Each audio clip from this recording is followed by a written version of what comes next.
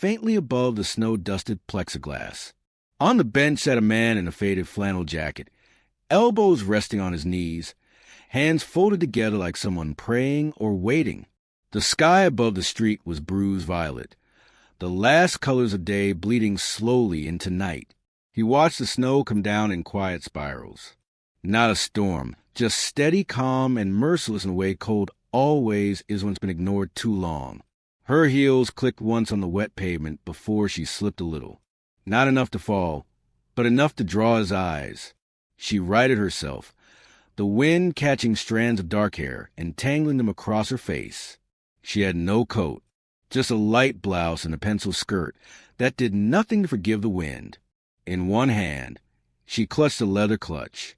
The other stayed tucked beneath her arm for warmth. Cole didn't speak. He shifted slightly on the bench, making space without words.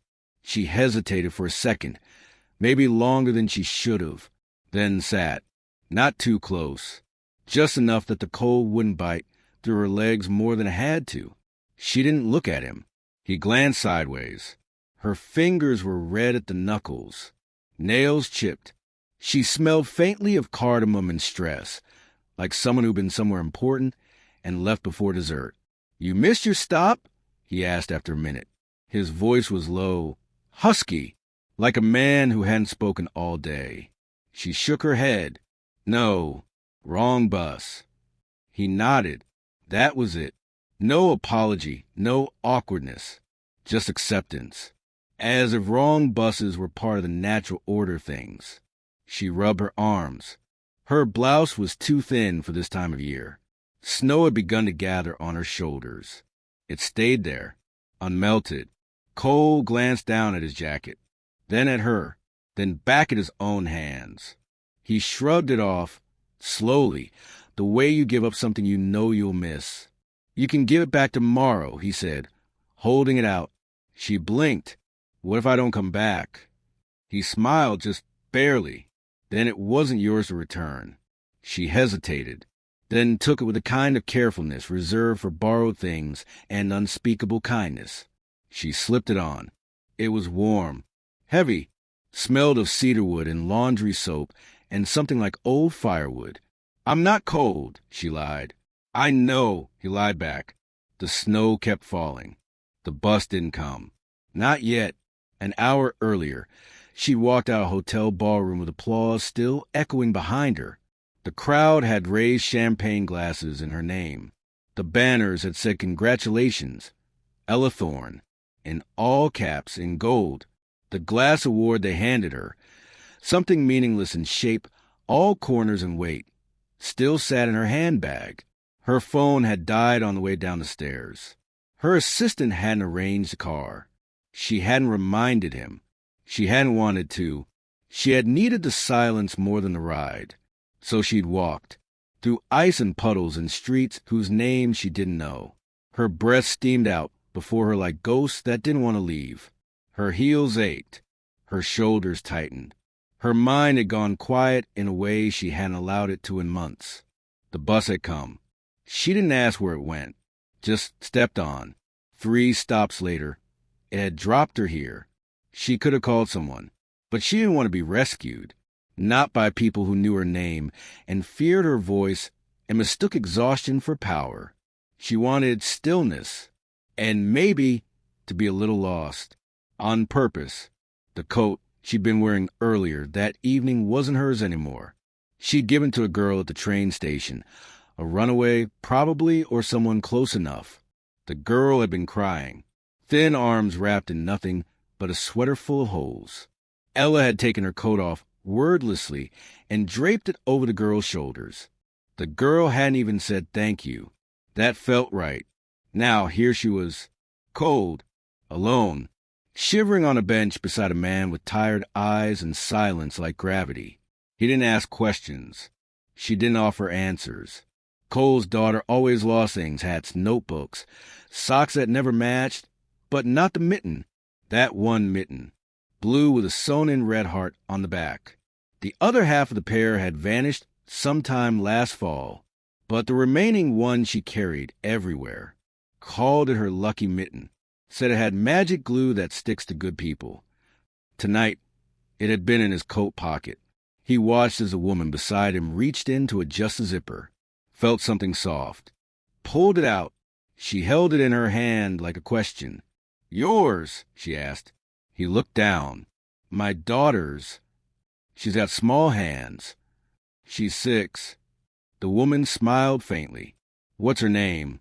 "Leah." "That's a good name." He didn't ask for hers. Not yet. The bus didn't come. They sat through the silence like people who understood its shape. The wind rattled the shelter now and then. A car passed every few minutes. Neither of them moved. She spoke first this time. "Do you live nearby?" He nodded. "Why not drive?" "Truck's busted. Waiting on a part." She nodded. "I forgot how to wait." He glanced at her. "Not something you forget. Just something you stopped practicing." That made her laugh. A small, startled laugh that ended in a cough. "Do you always give your jacket to strangers?" "Only the cold ones." "And what about you?" He shrugged. "I'll warm up." She studied him. The kind of study that happens when your body's still too numb to run, and your mind has no meetings to take you away. "What do you do?" she asked. "I fix things." "Like machines?" "Mostly. Not people." He looked at her, long and quiet. "Only if they're leaking oil." By the time the bus arrived, her fingers had stopped trembling. She wasn't warm, but she wasn't freezing either. The coat was too big. It swallowed her in a way that felt protective. She stood slowly. He did too. "Where does this one go?" she asked. "Back to the city?" "Close enough." She hesitated, then held out her hand. "Ella," she said. He looked at her hand, then shook it gently. "Cole." The door to the bus hissed open. She stepped up, turned back, looked at him for a moment longer than necessary. "I'll return it." "You will," he said. She nodded, then was gone. That night, she didn't go home right away. Instead, she took the long way, rode the bus past her usual stop, watched unfamiliar corners pass by. Her breath fogged the window. She held the coat closed at her collarbone with one hand. In the other, she held a mitten. She ran her thumb over the stitched red heart again and again. The bus was almost empty.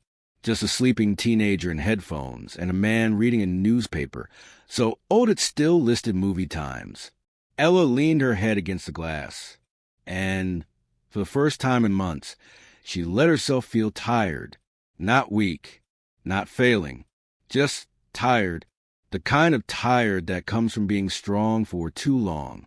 The kind of tired you only admit to strangers with warm jackets and eyes that don't expect anything from you.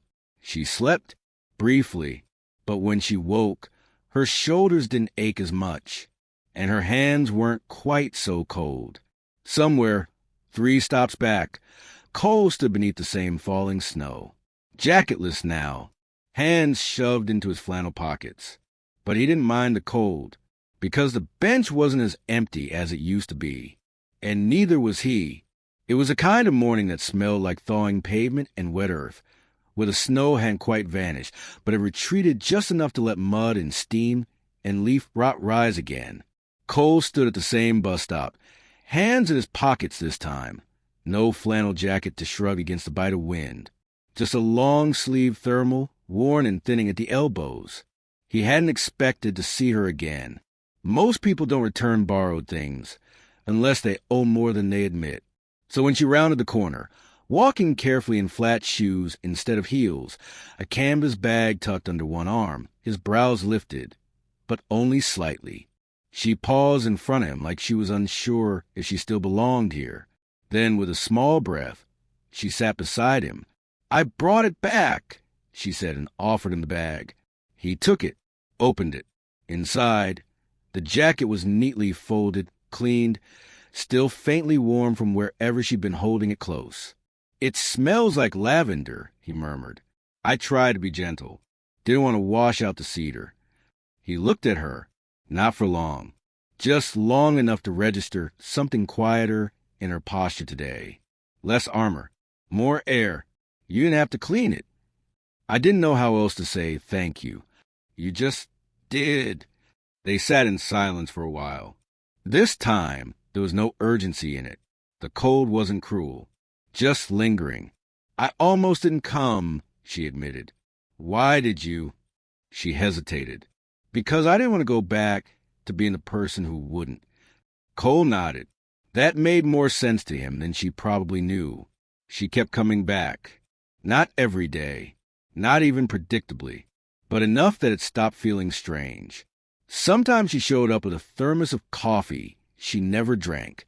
Other times, she just stood there, staring at the road like it owed her answers. Cole didn't ask questions.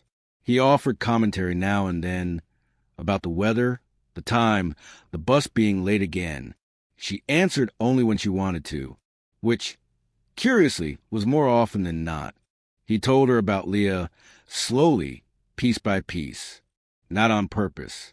But the way a father talks about a child without noticing, slipping details in between silences, how she liked to draw horses, how she'd started collecting pebbles from the schoolyard, how she'd asked last night if Mommy was a star or a memory. Ella didn't speak during those moments, but she didn't look away either. One day, she brought a small drawing, crayon childlike, of a horse with legs like tree trunks and a tail that looked suspiciously like a firework. She left this in a coat pocket, Ella said, handing it over. He smiled. That's Thunderbolt, the fastest horse who never existed. Ella didn't laugh, but her eyes softened. Is she okay? She asked, then quickly added, Your daughter? Cole took a long moment before answering. She's trying. Some days are harder. But she smiles when she runs. That's enough for now. Ella nodded. That's enough for a lot of people. On a Wednesday, they both arrived at the stop at the same time. She was holding a scarf in her hand, clumsily knitted, lopsided on one end, but unmistakably handmade. She looked down at it like she wasn't sure if it was a gift or an apology. She mentioned not liking the cold. Ella said quietly. Cole tilted his head. Leah? She nodded. I don't know if she'll want it. She'll wear it, even if just to be polite. Ella smiled, that short, flickering version of a smile that didn't linger on her lips but echoed somewhere else. She's polite. She's 6. She thinks polite means not chewing loud. He took the scarf, rubbed the yarn between his fingers. It's warm, he said. It's uneven. She'll love that. And he meant it. They started talking more, but the conversations didn't stretch far. Neither asked about the other's work. Neither confessed last names or addresses. But slowly, gently, a rhythm began to form. She sat closer now. Sometimes she'd bring him half a sandwich she didn't finish. Sometimes he'd carry an extra granola bar in case. She looked like she'd skipped another meal. Their silences were less about distance and more about knowing the other would still be there when the quiet ended. One morning, Ella asked, Do you believe people can start over? Cole thought about it. Only if they stopped calling it starting over. What else would you call it? Just starting. She watched the sky after that. She showed up one morning with red eyes. No makeup. No pretense. Just her, in a wool coat buttoned halfway, hands clenched in her pockets. Cole noticed, but didn't mention it. They sat. I forgot my assistant's name today, she said finally. The one who's worked with me for 5 years. He waited. I walked into the office and stared at him like he was a stranger. And I smiled and I nodded and I walked past like it didn't gut me. He didn't offer comfort, only quiet. I think I used to know myself better, she whispered, before all the noise. And now, I just hear the noise. Cole turned to her, slow and steady. Then it's time to turn something off. She looked at him. Then, without warning, she took out her phone, stared at it, then powered it down. Not airplane mode, not silence. Off.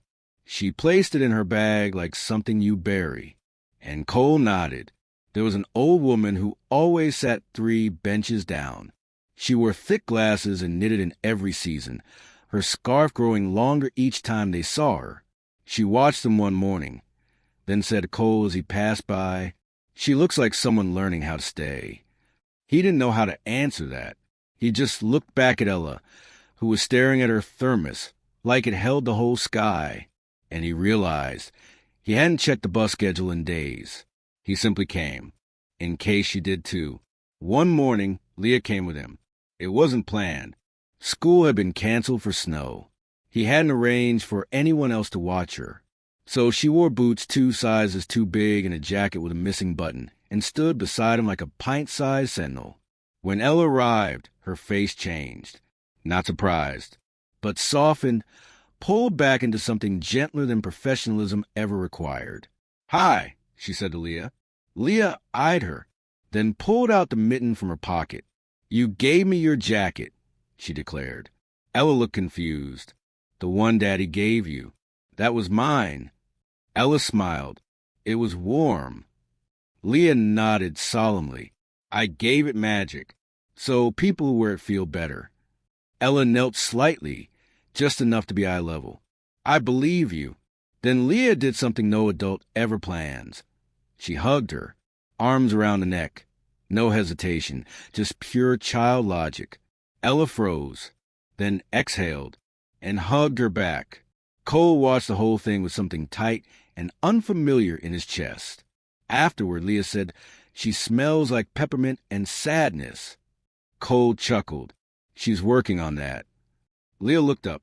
"You should be her friend." "I think I am," he said. "Then tell her. Grown-ups forget to say stuff." Out of the mouths of babes. Later that day, after Leah had gone inside and the sky had turned to the shade of quiet, Ella said, "Your daughter's brilliant. She's honest. That's braver." They sat in stillness again. Ella pulled the mitten from her own pocket. "I kept it longer than I meant to. I figured." She held it carefully. "It reminded me not to freeze all the way."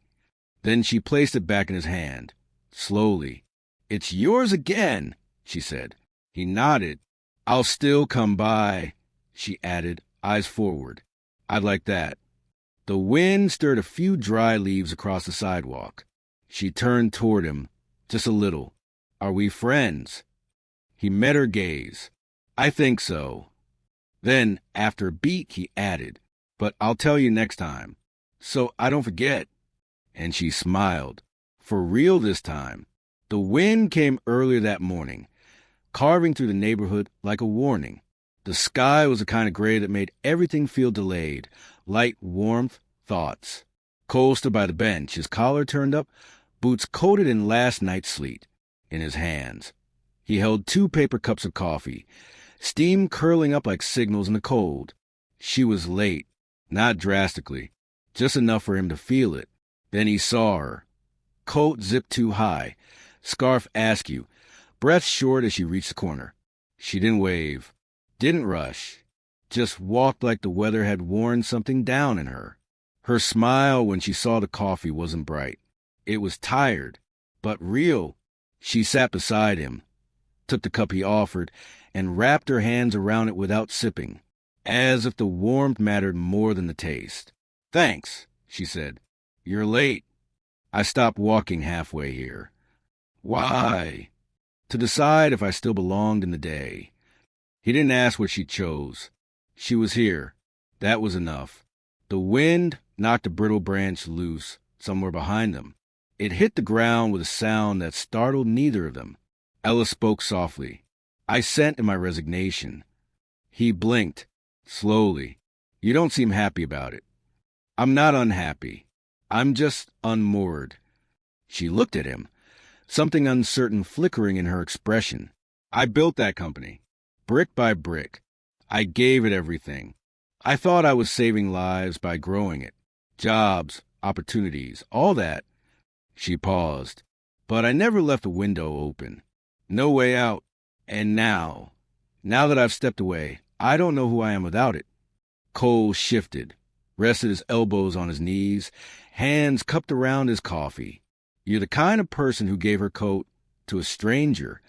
She laughed, dry, thin. That doesn't keep the lights on. It keeps people warm. She was quiet a long time after that. That evening, she came by his apartment. He hadn't invited her, but she texted Leah just 2 words, "Art day," and the girl had been waiting at the door with crayons, paper, and an apron 3 sizes too big. Cole stood behind him in the kitchen, sleeves rolled up, chopping vegetables while Ella knelt beside Leah, offering gentle suggestions as they painted. "Do horses like pink?" Leah asked. "Only the brave ones," Ella said without hesitation. Cole didn't interrupt, just listened, and smiled when Leah began calling her Miss Ella like she'd always been part of their routine. Dinner was simple, a stew that simmered for hours and filled the apartment with smells that made Ella's eyes go soft. She hadn't liked that in a long time. Nothing frozen, nothing boxed, nothing delivered by someone paid to pretend they cared. After the dishes, Leah fell asleep curled on the couch under a fleece blanket. The television glowed faintly but played no sound. Ella sat at the table, fingers cradling a cup of warm tea. She didn't look at Cole when she spoke. "I never had kids. Never thought I could make room." He didn't reply. "My life was always scheduled. Precision, punctuality, goals." She took a sip, and then I missed one bus and everything fell out of place. Cole sat across from her. Maybe it was supposed to. She looked at him then. "Is that how it happened with you? With Leah?" His eyes flickered to the sleeping form on the couch. "Her mom died when she was 4. Car wreck.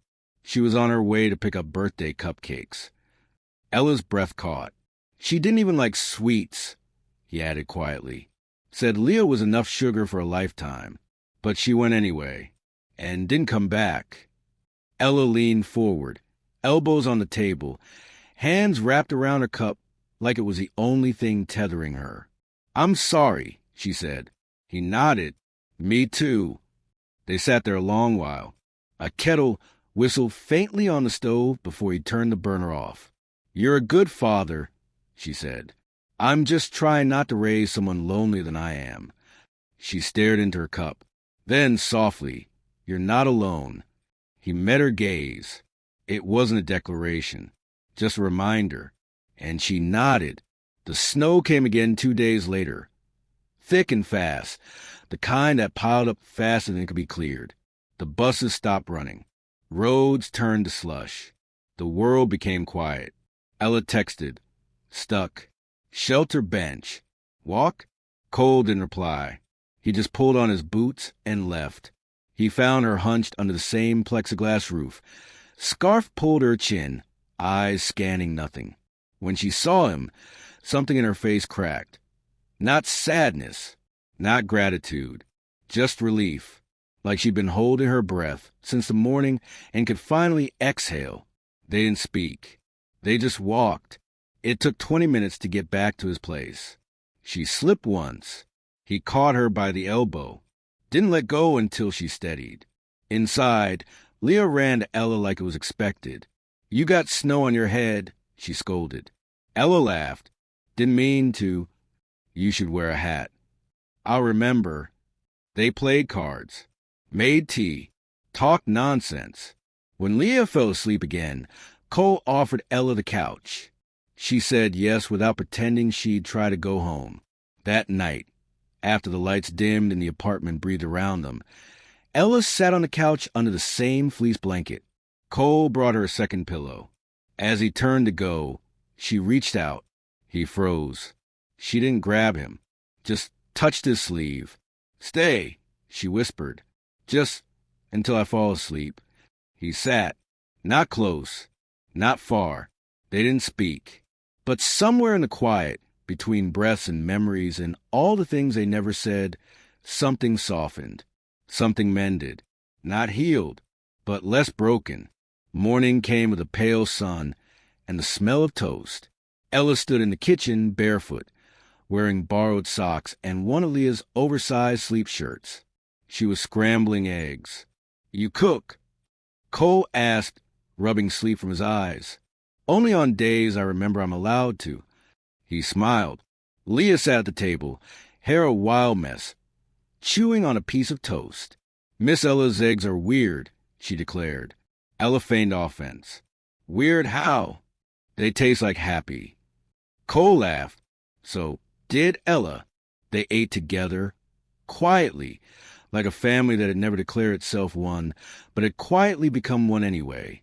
Later, at the door, Ella held her coat in her hands, but didn't put it on. Instead, she looked at Cole.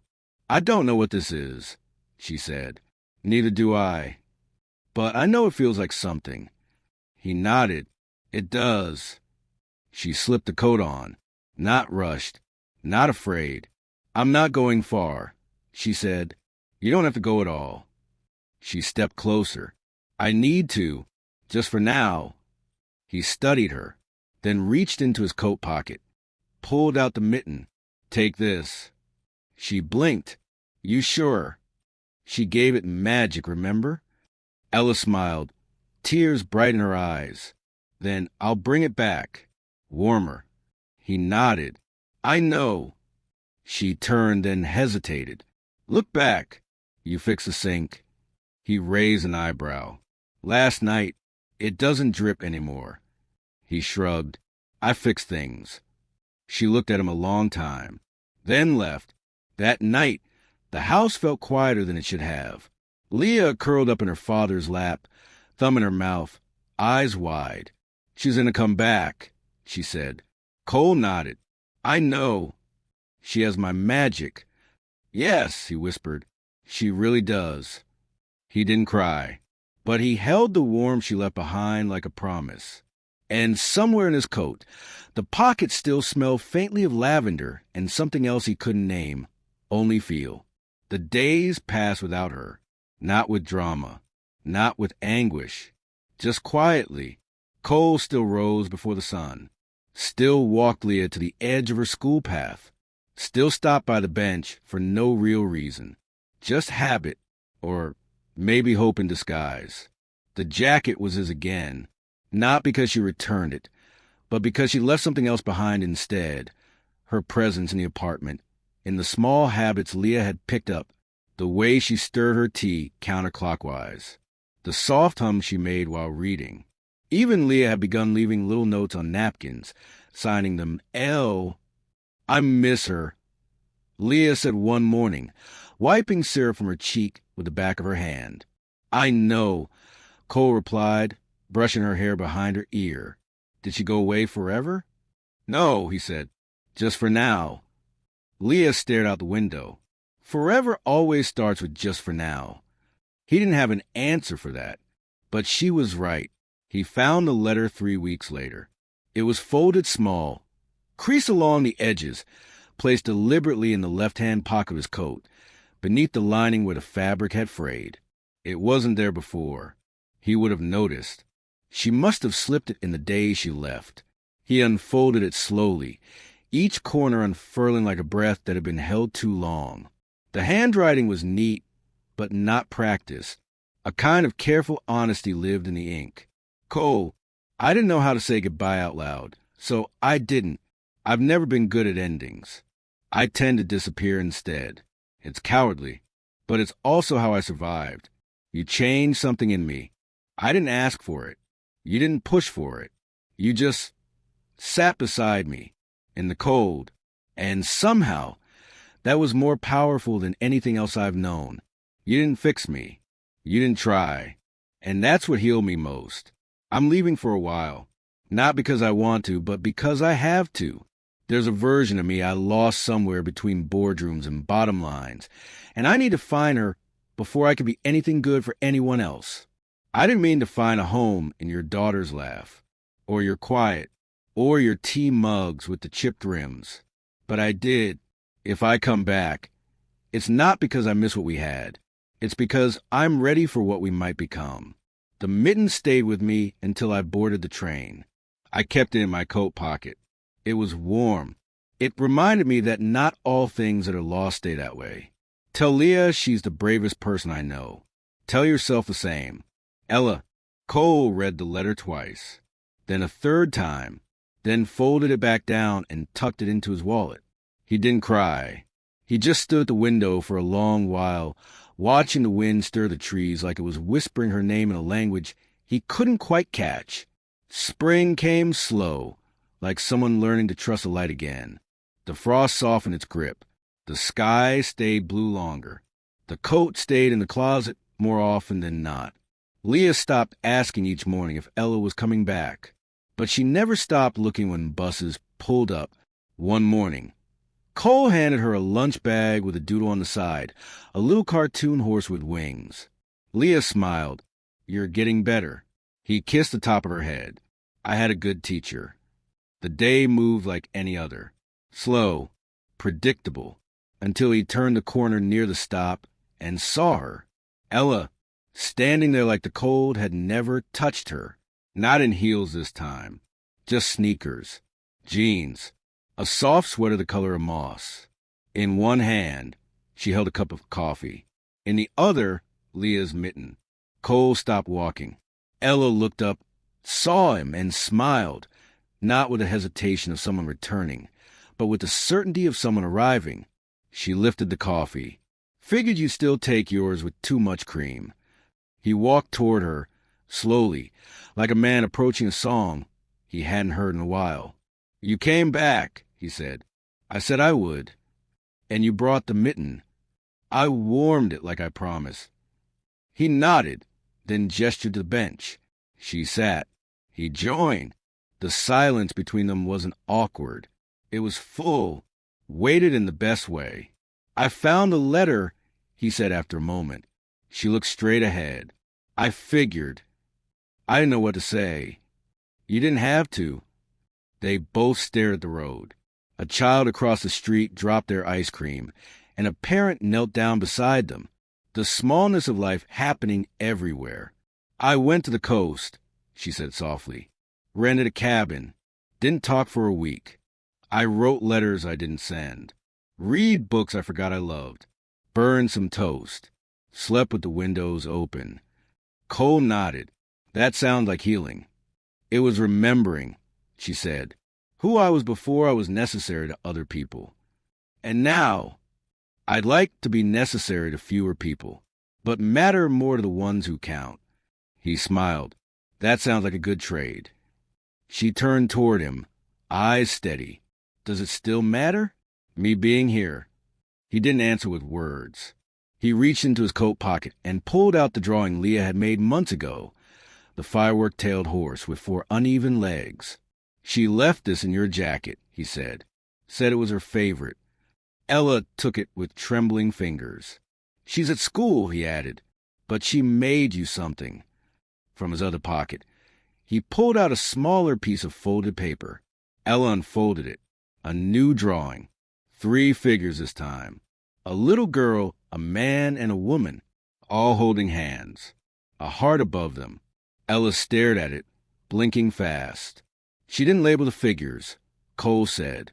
"Said you'd know who was who." Ella clutched the paper to her chest. "I do." She leaned into his shoulder, not collapsing, not crumbling, just resting. He tilted his head until it touched hers. They stayed that way while traffic passed, and wind stirred petals across the street, and someone's dog barked in the distance like it found something it never expected.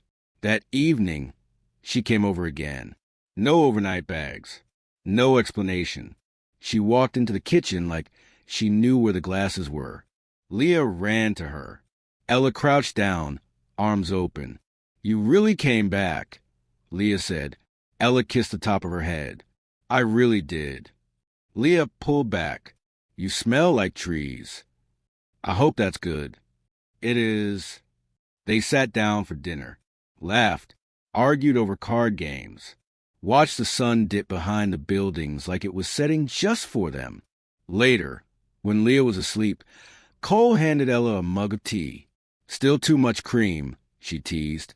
He leaned against the counter. "You could make it yourself." She sipped. "I like how you do it." They didn't need to say what this was now. It wasn't sudden. It wasn't finished. But it was real, and it was theirs. Before she left that night, Ella placed a mitten back in its rightful drawer by the front door. Cole noticed. "Sure you want to part with it?" "I don't need to carry it anymore," she said. You're sure? She smiled. I'm carrying something else now. He didn't ask what, but as she walked out, he saw in the way her shoulders moved, light, steady, unburdened, the way someone walks when they're no longer cold. If this story touched you, subscribe or share where you're watching from.